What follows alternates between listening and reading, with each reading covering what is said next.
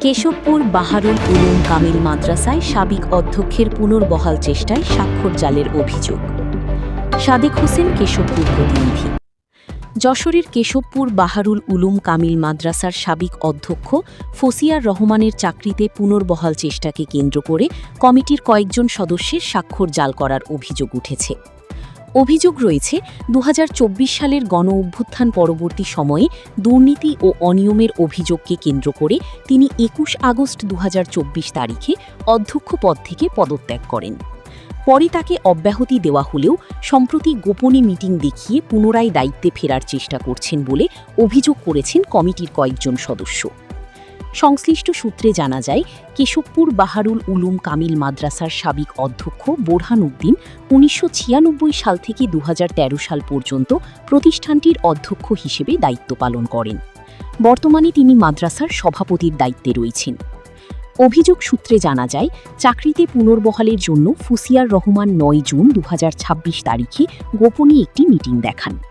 ওই মিটিংকে কেন্দ্র করে কমিটির ৫ জন সদস্যের স্বাক্ষর জাল করা হয়েছে বলে দাবি করেছেন সংশ্লিষ্ট সদস্যরা।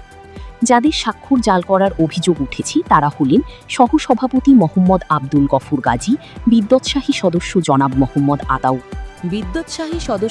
মোহাম্মদ আতাউর রহমান, নিয়মিত অভিভাবক সদস্য মোহাম্মদ আমিন উদ্দিন, মোহাম্মদ ফরিদ উদ্দিন ও মোহাম্মদ শাহাদাত হোসেন।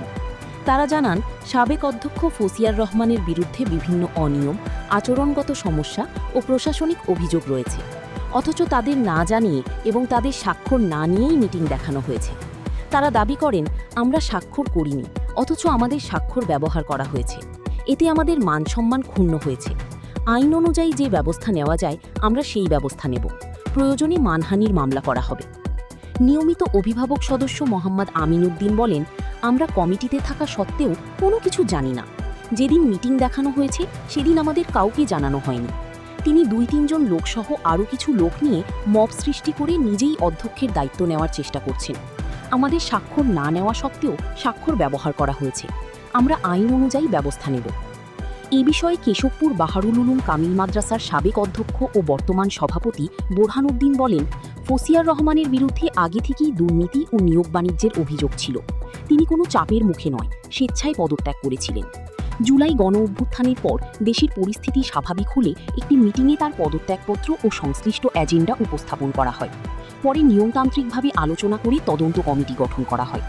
তিনি আরও বলেন, তদন্ত কমিটি দীর্ঘদিন তদন্ত করে একটি পূর্ণাঙ্গ প্রতিবেদন দেয়। ওই প্রতিবেদনে ফসিয়ার রহমানের বিরুদ্ধে বিভিন্ন অনিয়মের তথ্য পাওয়া যায়। বিশেষ করে আর্থিক অনিয়মের বিষয়টি উঠে আসে। পদত্যাগপত্র ও তদন্ত প্রতিবেদনের ভিত্তিতে কমিটির সিদ্ধান্ত অনুযায়ী তাকে অব্যাহতি দেওয়া হয়। বোরহানুদ্দিন আরও জানান, পরে শুনতে পাই অব্যাহতি পাওয়ার পরও তিনি আবার নিজে কমিটি দেখিয়ে হাজিরা খাতায় স্বাক্ষর করেছেন। যদি কোনো কমিটি হয়ে থাকে সেটি সঠিক পদ্ধতিতে হয়নি। আজ আমি স্বাক্ষর জাল করার অভিযোগের বিষয়টি জানতে পেরেছি। আইন অনুযায়ী যে ব্যবস্থা নেওয়া যায় আমরা সেই ব্যবস্থা নেব।